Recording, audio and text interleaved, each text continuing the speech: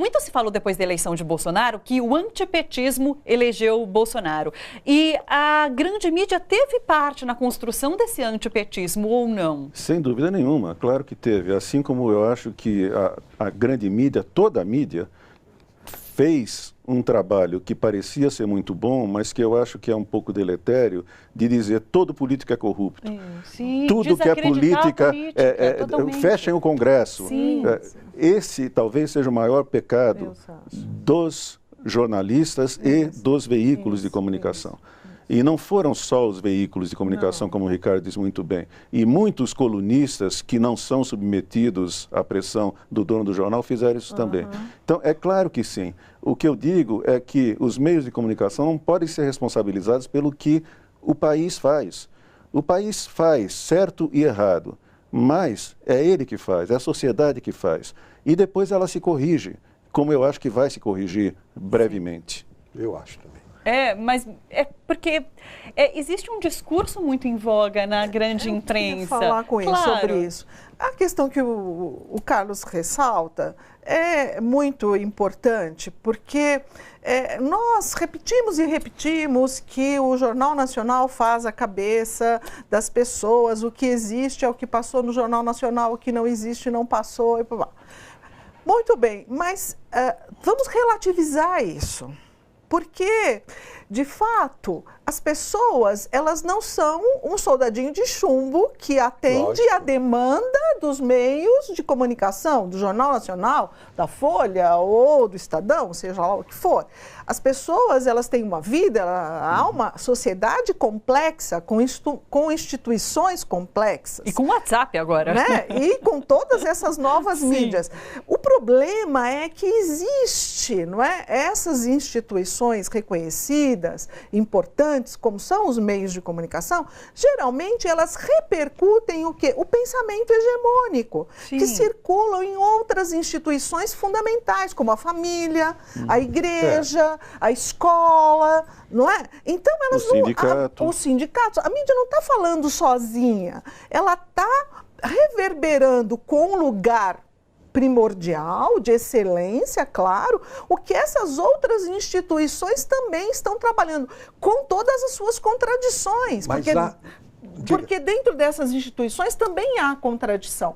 O que eu quero ressaltar apenas, para que a gente possa entender por que os meios de comunicação não têm uma responsabilidade direta, mas têm responsabilidade social e política. Claro. Porque esses discursos do contra o político, vamos acabar com o político, circulou, é o senso comum circulando numa instituição que não pode trabalhar com o senso comum, que é o jornalismo. Se você for trabalhar isso na ficção, tudo bem, mas no jornalismo você não pode trabalhar com senso comum. Claro. Não é? Porque a base é o quê? Vamos buscar a informação. Mas tem muita coisa. Por exemplo, eu queria trazer de volta aqui ao nosso cenário a questão da Rede Globo. Sim. Eu assisto todo dia o Jornal Nacional. Eu, quando posso, assisto o Globo News, porque eu sou interessado na notícia, sem preconceito. Aí fico olhando e falo, velha Rede Globo, Rede Globo. Mas você consegue fazer essa leitura? Não, mas independente disso, eu queria ver o que está por dentro da Globo. Sim. Tá? Sim. Aí, de repente, de 3, 4 dias para cá, ela dá um noticiário, assim, espetacular do ponto de vista jornalístico sobre o caso do Fernando Santa Cruz, o desaparecido, que é pai do Felipe Santa Cruz, que é presidente da UAB. Sim. Por conta de mais uma coisa que o Bolsonaro falou. Aí, de repente, a Globo, com esse material, me fez pensar assim, tem coisa no ar além dos aviões de carreira para a Globo fazer isso. Porque ela é um poderio de comunicação impressionante, não é só Globo, Jornal, né? E, de repente, ela mudou ali a mesma resposta que o Jornal Nacional deu no caso da Miriam Leitão, foi também uma coisa que espantou, que não é usual. Agora, o que será que está por trás dessa coisa dentro da Globo? Que eu digo, a Globo está mudando de postura? Se está, por quê? Mas a Globo passou a dar um tratamento diferenciado à ditadura depois que fez o meia-culpa, inclusive, né? E o que a gente tem discutido aqui... Qual ditadura? A de 1964. E ela fez esse meia-culpa. A gente tem discutido aqui em que ponto que a Globo, lá no futuro, vai fazer um meia-culpa por ter participado da construção de Bolsonaro. Pois é, mas eu não sei se ela leve 50 anos. Então, o Cláudio acha que não fez parte dessa construção. Ela pode ter contribuído, mas ela não é a culpada. Inclusive, a entrevista do Bolsonaro ao Jornal Nacional, foi dura. Ninguém pode dizer que era uma entrevista a favor do Bolsonaro. Ninguém que tenha um mínimo de bom senso dirá isso. Mas os debates durante a eleição não foram feitas, mesmo depois de Bolsonaro ter dito que... Mas por que não fizeram os debates mesmo sem a presença de Bolsonaro? Eles não fizeram. Eu acho que nós temos que voltar para o foco. A questão central que nós temos que discutir aqui é sobre a liberdade de expressão, é sobre o direito de reservar, revelar a fonte, é sobre o papel sagrado do jornalismo. Sim. E a questão principal que, no meu ponto de vista, hoje foi aqui falada pelo Carlos, que é: nós precisamos, enquanto cidadãos interessados no bem-estar do nosso país, voltar a pautar os grandes temas nacionais, tá certo? Que é o seguinte: o que vai acontecer com a Previdência agora? O que vai acontecer com as universidades federais? Estão sendo privatizadas. Com o CNPq, com a pesquisa. Mas um grande tema nacional nesse momento é a discussão sobre o judiciário. E isso a Globo não está discutindo com as mensagens da Vaza Jato sendo reveladas. Eu quero aqui aproveitar a oportunidade para denunciar esse projeto Futurice, que é o Interrice. É o Interrice da Universidade Pública de Pesquisa no Brasil. E hoje com corte mais na pasta de educação, chega a 25%. Colocar os imóveis das universidades públicas, os laboratórios, os prédios, os carros, o bem intelectual na Bolsa de Valores, para os fundos, tá certo? É isso que vai acontecer. Tá certo. Sim, é tristíssima essa e nós temos que denunciar isso. Eu quero ver um jornalista, eu desafio um jornalista, uma pauta da grande imprensa, a ler o projeto Futurice, a destrinchar aquilo. Mas se não interessar o dono do jornal, não sai. Não sai, então você está dizendo o que é o nosso problema. Não, estou dizendo que é a realidade. Essa negociação. Mas é uma negociação mesmo. Mas precisa pautar esses grandes temas. Mas é isso que a gente tem que discutir. Se o jornalista quiser pautar e a imprensa não quiser dar, ela não vai dar. Mas precisa querer. Não, pera um pouquinho. Mas precisa querer. O dono do jornal. O dono do jornal, com certeza. Mas o dono, os nossos jornalistas precisam querer. Porque aí esse debate volta para a redação. Não é assim. Eu sei que não é simples, não quer dizer que vai sair, mas tem que existir esse embate. Não é assim. Desculpe, as redações não funcionam nesse tom. Não sei se hoje mudou muito, mas as redações são diferentes. Entendeu? Quer dizer, o dono do jornal tem uma vontade, o jornalista está lá. No meu tempo de repórter... Então você está contradizendo o que você disse antes. Por quê? Que você disse que não, que o jornalismo, que as grandes mídias não têm essa influência que tem. Tudo bem do ponto de vista do cidadão, mas do ponto de vista da produção Não, são coisas diferentes. Eu estou dizendo o seguinte: o jornalista numa redação não tem autonomia de fazer nada. Claro que não. Não tem. Então, não tem. Então não pode dizer que o jornalista faça isso. Não. Mas tem que pautar, tem que levar. Mesmo porque vemos o desemprego. Como é que a gente sabe também se não está sendo pautado dentro do jornal? Carlos, dê sua opinião. Eu acho que culpar o jornalista aí é muito... Não estou culpando, não. Eu a relação entre jornalista e empresa jornalística é extremamente complexa. Há espaço para se conseguir fazer coisas que o dono do jornal não quer. Exato. Eu testemunhei isso, eu fiz também. Isso. É claro que o dono do jornal tem a palavra final, ele é o dono do jornal, claro. Mas muitas vezes o dono do jornal não queria que determinado assunto fosse coberto, ele colocou uma série de obstáculos, pediu uma série de coisas, até que ele se convenceu de que antes assim do que eu colocar a credibilidade do jornal para ele, claro. Mas ele soube antes, que não tem a desobediência civil dentro do jornal. Claro que não. Vou dar um exemplo do tempo do plano cruzado. O principal anunciante da Folha de São Paulo era o Pão de Açúcar. A reportagem pegou o Pão de Açúcar remarcando preços ilegalmente e fotografou. E é evidente que o dono do jornal não gostaria de confrontar seu principal anunciante. Pediu para ver, pediu para ter certeza de que estava certo. Quando viu que tinha certeza que estava certo, falou, publiquem.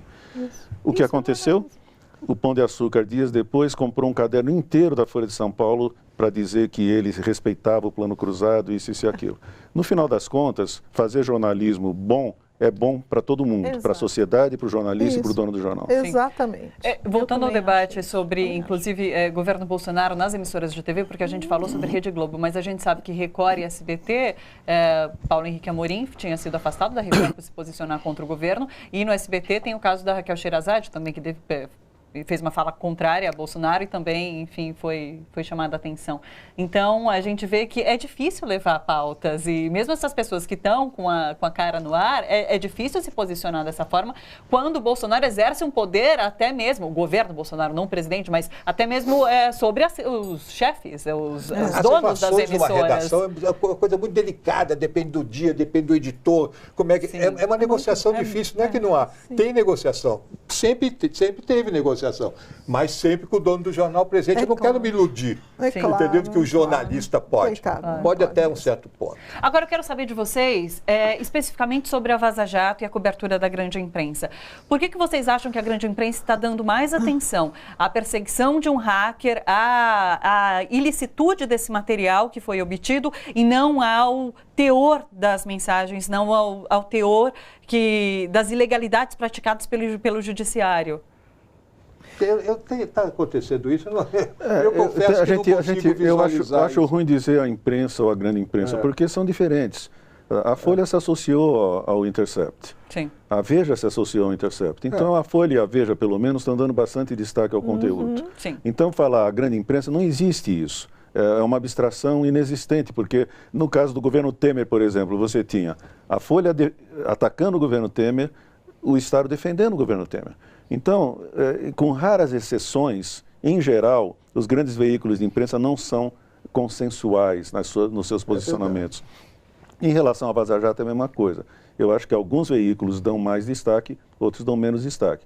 O Moro, o ministro Moro, é um grande herói da classe média brasileira. Mas que a Veja já desconstruiu, inclusive, né? Pois é, mas continua sendo. Sim, a popularidade dele é maior do que a do presidente Bolsonaro. Exato. Então todo mundo tem medo de mexer com quem é o homem mais popular do Brasil. Mesmo a imprensa tem medo de mexer com ele? Eu acho que de certa maneira sim. Isso é medo também. Talvez não seja medo a palavra. Tem cuidado, tem cautela. Eu acho que isso e acho que nem passa nem pelo ele ser o mais popular, que eu acho que ele é mesmo. Eu acho que passa pelo que vai exatamente dizer. Entendeu? Como é que nós vamos trabalhar essa questão, Moro? Mas já era tempo de pensar, porque está mais de um mês Ele ainda. se desconstruiu. As pessoas que acreditavam nele, quando ele estava à frente, lá em Curitiba e tal, de repente ele se alia a um governo, as pessoas ele assume um cargo político. Se arrepiaram. E não é só isso. O que ele está fazendo no Vaza Jato, como disse o Rodrigo Maia hoje, ele está se apropriando de informações sigilosas e está usando essas informações sigilosas, inclusive para construir seu capital político. O que é crime.